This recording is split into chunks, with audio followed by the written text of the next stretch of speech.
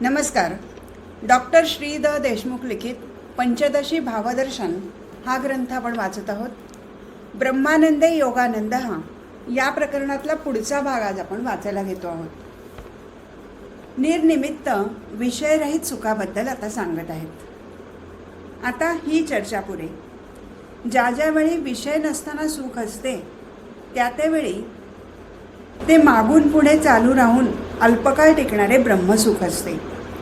अंतःकरण वृत्ती शांत झाली असता बुद्धीतील चिदाभास आत्माकार होऊन सुखरूपता येते. पण वृत्ती निर्माण होताच ते भान नाहीसे होते. त्यामुळे ते सुख अत्यल्प काळ टिकते. ब्रह्मानंदातील विषयानंद.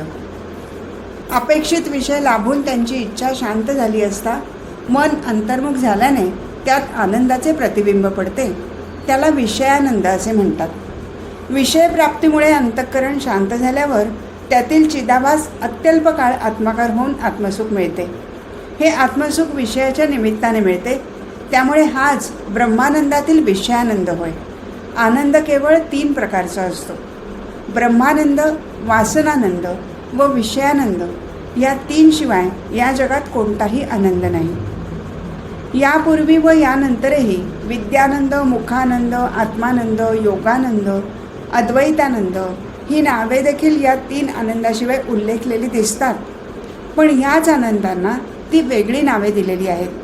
त्याचा ह्या 3 पैकी कोणत्या ना कोणत्या आनंदात समावेश होतो. ब्रह्मानंद पूर्ण समजण्यासाठी अन्य आनंदांचा विचार. स्वयंप्रकाशरूप आनंद हा विषयानंद व वासनानंद यांना उत्पन्न करतो. तो ब्रह्मानंदच आहे. आनंद एकच असतो. अनुभव घेणाऱ्याची दृष्टी भिन्न भिन्न असते व आनंदाच्या अभिव्यक्तीची कारणे भिन्न असल्याने ती गृहीत धरून असे वर्गीकरण केले आहे. जागृतीत ब्रह्मानंदाचा अनुभव. आतापर्यंत श्रुती, तर्क व अनुभव यांच्या मदतीने गाढ झोपेत स्वप्रकाश चैतन्यरूप आनंद असतो असे सिद्ध झाले. याशिवाय तो केव्हा होतो ते ऐक. झोपेतील ब्रह्मानंद कोणत्याही माणसाला, पशुला व पक्षाला योग्यता इत्यादी न पाहता मिळतच असतो. पण माणसातील अधिकारी साधकाला तो आनंद झोपेशिवाय अन्य वेळातही अनुभवण्याची क्षमता आहे. त्याचा आता विचार आहे. सुषुप्तीशिवाय जीवाच्या अन्य 2 अवस्था. गाढ झोपेतील जो आनंदमय त्याला विज्ञान ह्या नावाच्या बुद्धीची उपाधी मिळाली की तोच विज्ञानमय होतो. या अवस्थेत त्याचे राहण्याचे ठिकाण बदलले की त्याप्रमाणे त्याला स्वप्न व जागृती अशा 2 अवस्था मिळतात. मांडुक्य उपनिषदात 3 अवस्था, त्यांची स्थाने इत्यादींचा विचार तपशिलाने आहे. 3 अवस्थांची शरीरातील 3 स्थाने. 1 डोळे जागृती, 2 कंठ स्वप्न, 3 हृदय सुषुप्ती. हे जीवचैतन्य पायापासून मस्तकापर्यंत सर्व शरीरात व्यापून जागे राहते. मांडुक्य उपनिषदात जागृतीचा अभिमानी विश्व हा उजव्या डोळ्यात राहतो असे म्हटले आहे. डोळा हे मुख्य ज्ञानेंद्रिय असून जागृतीत त्याचे प्रधान कार्य असते असे येथे लक्षात घ्यावे. हा जीवात्मा जागृतीत डोळ्यात राहत असला तरी व्यापक जीवचैतन्य सर्व शरीर व्यापून जागे राहते. म्हणजेच प्रत्यक्षात बुद्धिस्थ चिदाभास शरीर व्यापून कार्य करत असतो. जीवात्मा देहाला व्यापून राहतो म्हणजे काय? अग्नीने तापवलेल्या लोखंडाच्या गोळ्यात जसा अग्नी तसा जीवात्मा शरीराशी तादात्म्याने राहतो आणि मी माणूस आहे असे ज्ञान निश्शंकपणे सांभाळून ठेवतो. तापून लाल झालेल्या लोखंडाच्या गोळ्याला अग्नीचा गोळा म्हणावे त्याप्रमाणे शरीरात तादात्म्याने राहिलेल्या जीवात्म्याला तोच शरीर असे समजतात. असा भ्रम सर्वजण कायम बाळगून राहतात. जीवात्माच देह आहे या भ्रमाचे परिणाम. त्याला उदासीनता, सुख व दुःख या मुख्य 3 अवस्था मिळतात. सुख व दुःख प्रारब्धानुसार मिळतात व उदासीन अवस्था स्वाभाविक आहे. अनुकूलाने सुख, प्रतिकूलाने दुःख व दोन्ही नसताना उदासीनता असते. आत्मा उदासीन अक्रिय असल्याने ती अवस्था स्वाभाविक आहे. दुसऱ्या 2 कर्मामुळे मिळतात म्हणजे प्रारब्धामुळे मिळतात. सुख व दुःखाची 2 कारणे. बाहेरील भोग व मनोरज्ये यांच्यामुळे सुख व दुःख हे 2 प्रकार होतात. सुख व दुःख यांच्या दरम्यान उदासीनता असते. शब्द स्पर्शादी बाहेरील विषयांचे भोग व हे विषय किंवा आतील अन्य सत्ता कीर्ती इत्यादी मनोराज्ये याचे काल्पनिक भोग माणूस भोगतो.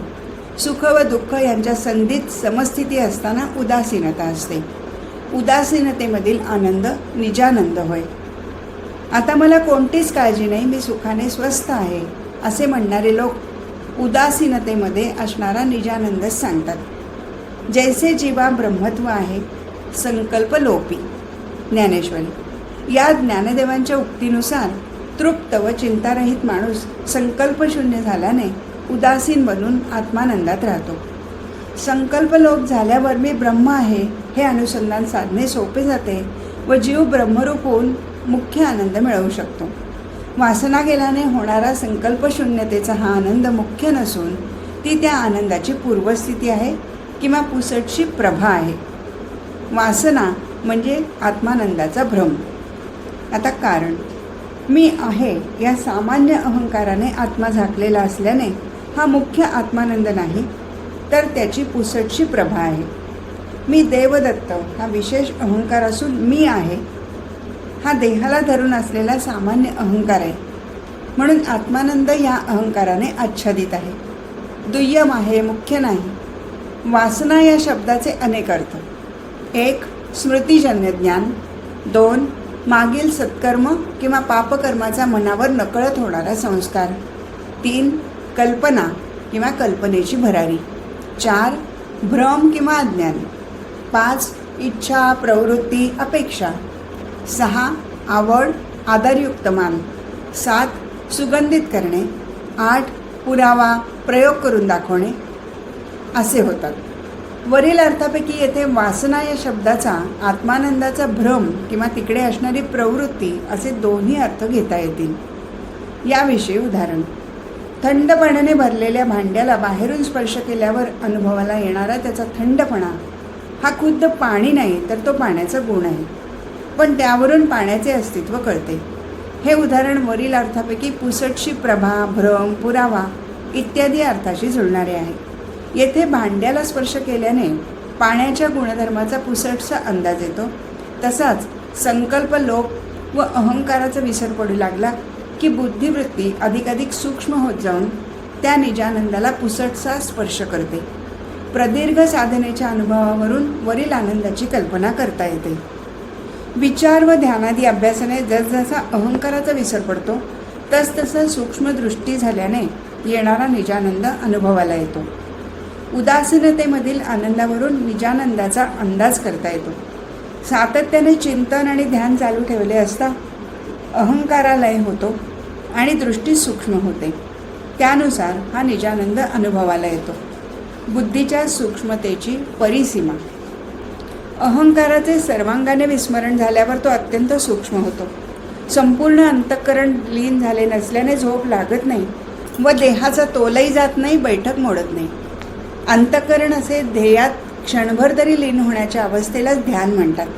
ध्यानात मुख्य दोष दोनच, ते म्हणजे द्वैताचा अनुभव किंवा झोप, विक्षेप आणि लय. ते नसल्यास शरीर व अंतःकरणाला स्थिरता येते. एकूण जेव्हा द्वैताचा अनुभव येत नाही व झोपही लागलेली नसते त्यावेळी येणाऱ्या आनंदाच्या अनुभवाला ब्रह्मानंद म्हणतात असे भगवंतांनी अर्जुनाला सांगितले आहे. द्वैताचा अनुभव न येणे हे चित्त एकाग्र झाल्याचे चिन्ह आहे. तसे झोपेतही किंवा ध्यानाच्या लय दोषातही ते एकाग्र होऊ शकते. पण असे न होता केवळ ध्येयाशी एकरूपता आली की आत्यंतिक आनंदाचा संस्कार अंतःकरणावर उमटतो, तोच ब्रह्मानंद होय. तो गीतेतील श्लोक असा: शनैः शनैरुपरमेत बुद्ध्या धृतिगृहीतया आत्मसंस्थं मनकृत्वा न किंचिदपि चिंतयेत. धैर्याने बुद्धीच्या वृत्तींना हळूहळू शांत करून मनाला आत्मस्वरूपात स्वस्थ करावे. नंतर चित्ताची एकही वृत्ती उठू देऊ नये. सत्वगुण परमार्थासाठी आवश्यक ते धैर्य देतो. चिंतनाचे किंवा ध्यानाचे सातत्य त्यामुळे टिकून राहते. मय्येव मन आदत्स्व मयी बुद्धिं निवेशय ही भगवंताची आज्ञा पाळता येते. ही प्रक्रिया सिद्ध करण्याचे टप्पे. चंचल व म्हणून अस्थिर असणारे मन अनेक संकल्प विकल्पाच्या निमित्ताने बाहेर पडते. त्या संकल्प विषयापासून त्याला आवरून आत्मस्वरूपात शांत करावे. मन रजोगुणाचे असल्याने ते सहजच चंचल असते. रजोगुण आवरणे ही साधकाची मोठी जबाबदारी आहे. आहार, विहार, उच्चार, दूरदर्शन, संगत इत्यादीवर नियंत्रण आवश्यक आहे. मन स्थिर झाल्याचा परिणाम. या अभ्यासाने मनावरील तमोगुणाचा मोहात्मक पगडा नाहीसा होऊन ते शांत झाल्याने व त्याचे कामक्रोधादी दोष शमल्याने योग्याला ब्रह्मसुख लागते. मोह हा तमोगुणाचा एक परिणाम आहे. तो अभ्यासाने दूर होतो. निर्मोही स्थितीत पंचक्लेश निवृत्त होतात. सत्वगुण वर येतो व मन एकाग्र होऊ शकते. रजोगुणाचे चांचल्य मोह निर्माण करते. मोहामुळे कामक्रोधादी होतात. रजोगुणही शांत झाल्यावर योग्याला उत्तम असे ब्रह्मसुख लाभते. पुढील टप्पे सांगणारे गीतेतील 4 श्लोक. यत्रो परमते चित्तम निरुद्धम योगसेवया यत्र चैवात्मनात्मानं पश्यन्नात्मनि तुष्यति. सुखमत्यन्तिकं यत्तत् बुद्धिग्राह्यमतीन्द्रियं वेत्ति यत्र न चैवायं स्थितश्चलति तत्त्वतः. यं लब्ध्वा चापरं लाभं मन्यते नाधिकं ततः. यस्मिन् स्थितो न दुःखेन गुरुणापि विचाल्यते.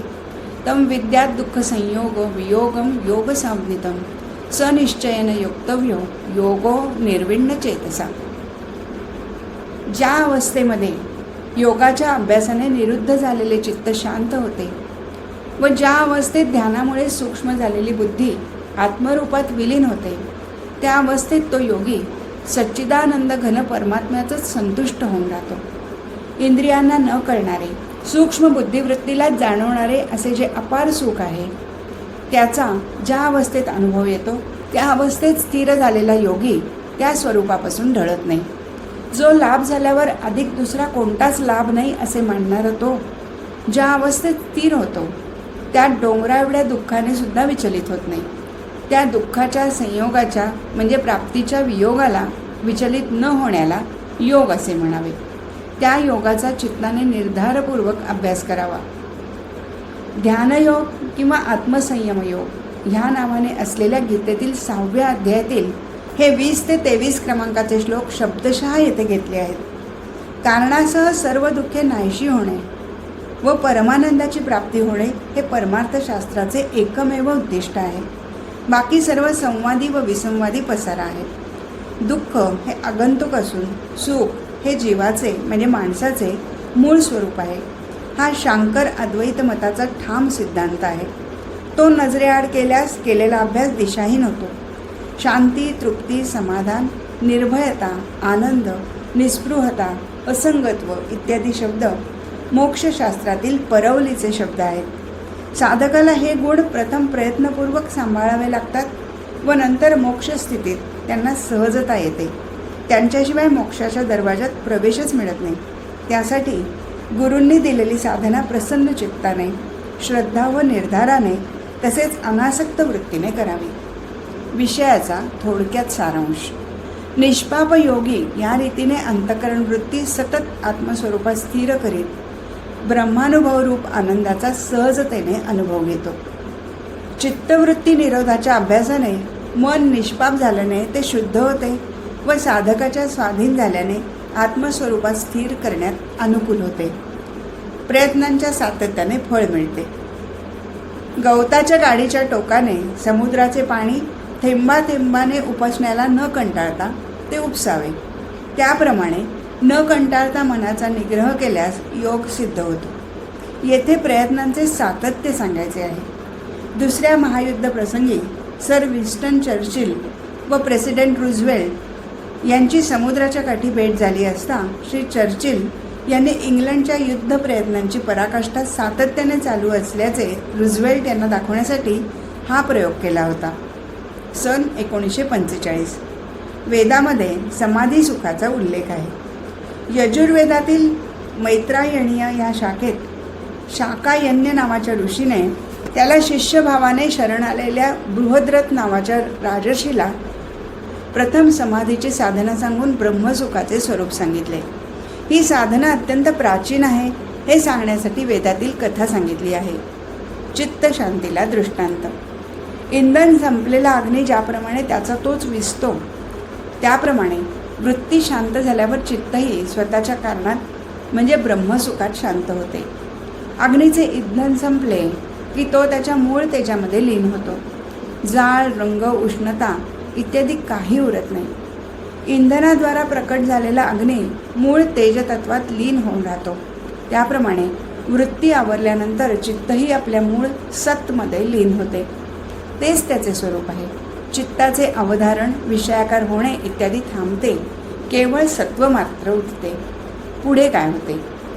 असे आपल्या कारणामध्ये लीन होऊन इंद्रियांच्या विषयापासून मन निवृत्त झाल्यावर सत्य स्वरूप ब्रह्माच्या अनुभवाची इच्छा करणाऱ्या साधकाच्या दृष्टीने साधनांवर अवलंबून असलेले सुखादी मिथ्या ठरतात. एक, चित्त स्वतःचे जे कारण सत्व त्यात लीन होते. 2, ज्ञानेंद्रियांच्या शब्द स्पर्शादी विषयांच्या इच्छेपासून मन निवृत्त होते. 3, अशा साधकाला सद्रूप ब्रह्मसुखाची इच्छा असते. 4, ज्ञानेंद्रिय व मन यावर अवलंबून असलेली सुखे आगमापायी म्हणजे येणारी जाणारी असल्याने ती मिथ्या असतात असा त्याचा सहज निर्णय होतो. चित्त शांत झाल्यावर जगाचा बाध होतो. चित्तामुळे संसाराला अस्तित्व असल्याने चित्त स्वस्थ व शांत करण्याचा प्रयत्न करावा. चित्त ज्यामध्ये गुंतून पडते तसाच तो माणूस होतो हे चिरंतन रहस्य आहे. चित्ताचे बांधले जवळी ते बसे, प्रकाशी प्रकाशे सर्व काळ. तुकाराम महाराज. जी वस्तू चित्ताने घट्ट धरून ठेवलेली असते ती प्रत्यक्षात कितीही दूर असली तरी ती फार जवळ असते. चित्ताच्या स्मरणरूप प्रकाशाने ती सतत प्रकाशित असते. चित्ताने संसार घट्ट धरून ठेवल्याने तो सत्य होतो. असे म्हणतात की चित्त या शब्दातील एक त काढला की चित्त उरते. चित्ताची रजतम गुणांपासून सोडवण करणे हीच त्याची शुद्धी होय. जगताच्या बाधाचे रहस्य. चित्ताच्या प्रसादामुळे साधकाच्या पुण्य पापात्मक कर्माचा नाश होतो. असा प्रसन्न चित्त झालेला आत्मस्वरूपात बुडून राहून अक्षय सुखाचा अनुभव घेतो. तस्य चित्तम प्रसिद्धती असे ध्रुपद असलेली भगवान शंकराचार्यांची रचना प्रसिद्ध आहे. तुझे रूप चित्ती राहो इत्यादी प्रकारे चित्ताने कशाला धरून राहावे हे ईश्वराजवळ मागणाऱ्या संतांच्या बऱ्याच रचना आहेत. चित्तस्य शुद्धये कर्म न तु वस्तू उपलब्धये असेही आचार्य सांगतात. कारण निष्काम कर्माने चित्तशुद्धी होऊन त्याचा प्रसाद मिळतो म्हणजे साधक प्रसन्न चित्त होतो. यासाठी प्रापंचिकाच्या ओळखीचा दृष्टांत. माणसाला जशी विषयांनी भरलेली सृष्टी सतत दिसते त्यात तो गुंतून जातो, तसेच जर आत्मस्वरूपाच्या बाबतीत झाले तर बंधनातून कोण मुक्त होणार नाही. देह तादात्म्याऐवजी आत्मतादात्म्य असावे. जगताच्या आसक्तीची जागा जगताच्या अधिष्ठानाने घ्यावी. मोक्षाला वेळ लागणार नाही.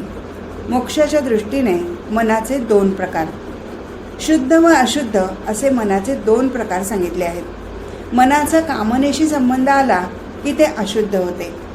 कामनारहित असले की ते शुद्ध असते. एका कामाचाच उल्लेख असला तरी क्रोध, लोभ, मोह, मत्सरादी गृहीत धरावे. कामाधिकांची कारणे वासनारूपाने बुद्धीत व काम्य पदार्थाच्या निमित्ताने जगात असतात. त्यामुळे अंतःकरण हे शरीर व जग यांच्यात भिरभिरत राहून त्याला आत्मस्वरूपाचा विसर पडतो. मन हेच मनुष्याच्या बंधाचे व मोक्षाचे कारण आहे. माणसाच्या बंध व मोक्षाला मनच कारण आहे. ते विषयाशी आसक्त झाले की बंध व विषयरहित झाले की मोक्षाचे साधन बनते. परमार्थशास्त्रातील योगी, जंतू, नर, पुमान, धीर इत्यादी शब्द साधकाच्या संदर्भात गीतेमध्ये वापरले आहेत. जंतू, नर, पुमान, धीर, योगी असा क्रमविकास मानावा. बंध व मोक्ष यांच्यासाठी मनच कारणीभूत आहे हे लक्षात घेऊन माणसाने मनालाच वळवून घेऊन मोक्षाचे साधन बनवावे. मोक्षाचे साधन असलेल्या समाधीचे महात्म्य. बुद्धिवृत्ती आत्मस्वरूपात स्थिर केल्याने लाभलेल्या समाधीमुळे ज्याचा अंतःकरणावरील रजतमाचा मळ धुवून गेला आहे त्याला जे समाधी सुख मिळते ते वाणीने वर्णन करता येत नाही, कारण ते अंतःकरणाच्या सूक्ष्म अज्ञात वृत्तीलाच कळते. 1. बुद्धिवृत्ती आत्मस्वरूपाच्या ठिकाणी स्थिर केली. 2. त्या स्थिरतेमुळे समाधी सिद्ध होतो. 3. समाधीमुळे अंतःकरणावरील रज व तमगुणाचे संस्कार नाहीसे होतात. 4. या समाधीचे सुख होऊ लागते. 5. हे सुख केवळ सूक्ष्म अज्ञात अंतःकरण वृत्तीलाच कळत असल्याने साधकाला ते कळत नाही. 6. म्हणून त्याचे शब्दाने वर्णन करता येत नाही. हा समाधी दुर्लभ असून अत्यल्प काळ टिकतो. जरी हा समाधी माणसाला दीर्घकाळ टिकणे दुर्लभ आहे, तरी त्याच्या क्षणिक अनुभवानेही ब्रह्मानंदाचा निश्चय होतो. आत्तापर्यंतचे विवेचन व विशेषतः प्रस्तुत श्लोक यावरून ध्यान साधणे व समाधी लागणे हे अत्यंत कठीण आहे लक्षात येते. तरीही वरवर साधना करणारे 2 तासाचे ध्यान, वर्षाचा समाधी इत्यादी पद्धतीने सर्रास बोलतात. त्याच्या ह्या शब्दाचे मूल्य ह्या श्लोकावरून कळते. अपवादात्मक साधकांचाच ब्रह्मानंदाविषयी निश्चय होतो.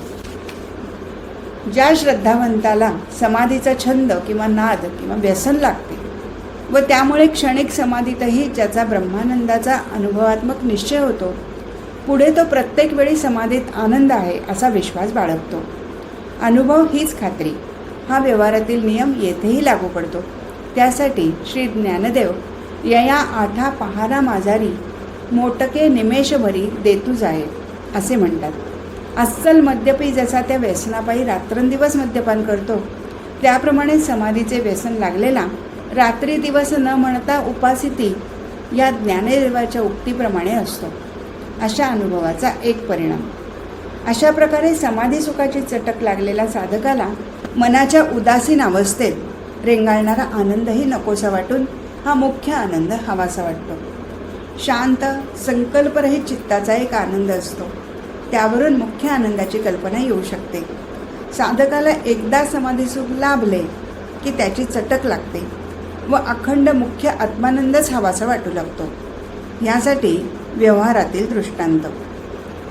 परपुरुषाचा नाद लागलेली स्त्री जरी घरकामात गळून गेलेली दिसली तरी ती परसंगाच्या कल्पनांचा आस्वाद घेत असते. त्याप्रमाणे व्यापक व शुद्ध तत्वामध्ये विश्रांती घेत असलेला ज्ञानी जीवनात व्यवहार करीत असतानाही अंतःकरणात त्याचाच आस्वाद घेत असतो. या लागी समाधी आणि व्युत्थान या दोन्ही अवस्था सहित जाणं, बुद्धी होये ब्रह्मार्पण अखंडत्वे पूर्ण परमसमाधी. एकनाथी भागवत. समाधी अवस्था व त्यातून व्युत्थानाची अवस्था या दोन्हींपैकी काही असले तरी बुद्धी ब्रह्मानुसंधानात सतत असल्याने जणू अखंड पूर्ण समाधीचा तो अनुभव घेतो. धैर्यवान कोणाला म्हणावे? बलवान इंद्रिये माणसाला त्यांच्या विषयाकडे बळे सोडून देतात. तरी आनंदाच्या अनुभवाच्या जबर इच्छेने जो इंद्रियांकडे दुर्लक्ष करून आनंदाकडे प्रवृत्त होतो तोच धैर्यवान. विषय ओढी भुलले जीव, इंद्रियांची दिने आम्ही केलो नारायणे, व मन बळी या माझी महाबळी, करी राख रांगोळी धैर्याची इत्यादी संतवचने इंद्रियांचे बळ व मनाचे सामर्थ्य सांगतात. या दोघांना जिंकणारा तोच धैर्यवान. विश्रांतीचा खरा अर्थ. ज्याप्रमाणे डोक्यावर मोठे ओझे नेणारा ते ओझे उतरून ठेवल्यावर विश्रांत होतो, त्याप्रमाणे संसाराचे ओझे सोडून दिल्यावर विश्राम पावलेल्याला त्याची बुद्धी विश्रांत होते. ओझे उतरल्याने विश्रांती मिळणे हे हमाल व प्रपंचाचे ओझे वाहणारा प्रापंचिक या दोघातही सारखेच आहे. हमालाचे ओझे प्रत्यक्ष असते, प्रपंचाचे ओझे मात्र काल्पनिक असते. प्रपंचाचा प्रत्यक्ष त्याग व त्यातील कर्तृत्व भोक्तृत्वाचा त्याग असा दोन्ही त्यागांचा येथे विचार करावा. या अवस्थेचा जीवनावर परिणाम. अशी विश्रांती मिळालेला साधक उदासीन स्थितीत आनंद भोगण्यासाठी तत्पर असतो. तसाच तो सुख व दुःख देणारी परिस्थिती निर्माण झाली असतानाही त्याच आनंदासाठी तसाच तत्पर असतो. सुखदुःखाची कारणे माणसांपर्यंत आणून भिडवण्याचे काम प्रारब्ध करते, पण त्याने सुखी किंवा दुःखी झालेच पाहिजे असे सामर्थ्य प्रारब्धाचे नाही. सतत समाधी साधलेला साधक त्या प्रसंगातही शांत असतो व आनंदाचा भोग सोडित नाही. समाधी सुख भोगणाऱ्याला विषय सुखाची इच्छा नसते. अग्नीत प्रवेश करून लवकरात लवकर देहाचा त्याग करावा असा निश्चय झालेल्या व्यक्तीला त्या प्रवेशाला उशीर करणारे शृंगारादी विधी मुळीच नको असतात. त्याप्रमाणे या धैर्यवान साधकाला ब्रह्मानुसंधानाला अडथळा आणणारे विषय नको असतात. येथे बहुधा सती जाणाऱ्या स्त्रीचा दृष्टांत द्यायचा असावा. इतक्या टोकाचा दृष्टांत देऊन धैर्यवान साधक व विषय यांचे किती वाकडे असते हे सांगायचे आहे. अनुकूल विषयांची इच्छा कशी होते. धर्माला विरोधी नसलेले सुख व आत्मानंद या दोन्हीकडे त्याची ही बुद्धी कावळ्याच्या डोळ्याप्रमाणे क्रमाने फिरत राहते. धैर्यवान साधक आत्मानंदाचा आस्वाद घेण्याचा प्रयत्न करत असतो व व्यवहारात वेदविहित सुखही भोगतो. दोन्हींमध्ये तो तोल सांभाळून राहतो. कावळ्याचा डोळा या दृष्टांताचे स्पष्टीकरण. कावळ्याला एकच डोळा असून तो त्याच्या डोळ्याच्या 2 खोमणीतून डावी उजवीकडे फिरतो. त्याप्रमाणे या समाधी सुख भोगणाऱ्याची वृत्ती दोन्ही आनंदात ये जा करते. या आत्मानंदात बाध येईल असा विचारही मनात येऊ नये यासाठी तो व्यवहारातील वेदविहित सुख भोगतानाही सावध राहतो व सतत आनंदी राहतो. तत्ववेत्याचा विषयभोग. द्वैभाषिक 2 भाषा जाणतो. तसंच तत्ववेत्ताही जेव्हा विषयाचा भोग घेतो तेव्हा तो विषयाचा लौकिक आनंद व वैदिक ब्रह्मानंद या दोन्हींना जाणतो. विषयानंद हा लौकिक आनंद व साधनेने प्राप्त झालेला वैदिक आनंद म्हणजे वेदांत चिंतनाने प्राप्त झालेला ब्रह्मानंद असे दोन्ही तो नीट जाणतो. भाषा 2 असल्या तरी अर्थ एकच असतो. त्याप्रमाणे आनंदाची कारणे 2 असली तरी आनंद एकच असतो. तत्ववेत्ता आणि दुःख.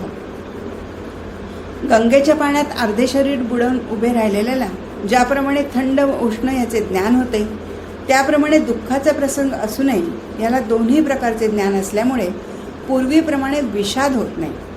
कमरेखाली थंडी व वर उष्णता याचा अनुभव गंगेत उभे राहिलेल्याला येतो. हे अनुभव जसे एकाच काळी असतात त्याप्रमाणे ब्रह्मानंद व व्यावहारिक दुःख यांचा त्याला एकाच वेळी अनुभव येतो. पण अज्ञानी अवस्थेत असताना दुःखाने जी व्याकुळता येते ती त्या तत्ववेत्याला येथे थांबते. ते दुःख त्याच्याकडून सहजपणे झटकले जाते. सारांश. अशा रीतीने तत्ववेत्याला जागृतीमध्ये सतत ब्रह्मसुखाचा अनुभव येतो. जागृतीतील संस्कार स्वप्नात उमटत असल्याने स्वप्नातही ते सुख असते. जागृती स्वप्नी पांडुरंग असे श्री तुकाराम महाराज म्हणतात. जागृतीत प्रारब्धामुळे सुखदुःखाचे अनुभव आले तरी तो त्याने विचलित होत नाही. आता शंका. जागृतीत आनंदाचा संस्कार असल्याने स्वप्नात दुःख भासू नये. त्याचे उत्तर. स्वप्नात अविद्येचेही संस्कार असतात म्हणून त्यापासून उत्पन्न झालेल्या स्वप्नात हाही मूढाप्रमाणे सुखदुःखाचा अनुभव घेतो. जागृतीत आनंदाचे व स्वप्नात मात्र आनंद व अविद्या असे दोन्हीचे संस्कार काम करतात. त्याची स्वप्ने अज्ञानाप्रमाणेच असतात. प्रकरणाचा उपसंहार. पंचदशीतील ब्रह्मानंद प्रकरण सांगणाऱ्या पहिल्या अध्यायात योग्याला येणाऱ्या अनुभवासह योगानंदाचे वर्णन केले आहे. योगानंद हा ब्रह्मानंदाचा एक भाग असून त्यात 1 सुषुप्ती, 2 उदासीनता, 3 समाधी, 4 सुख व दुःखाचे अनुभव या सर्वातील स्वयंप्रकाश ब्रह्मानंदाचा अनुभव सांगितला आहे. हे प्रकरण इथेच संपलं. हरिओम तत्सत.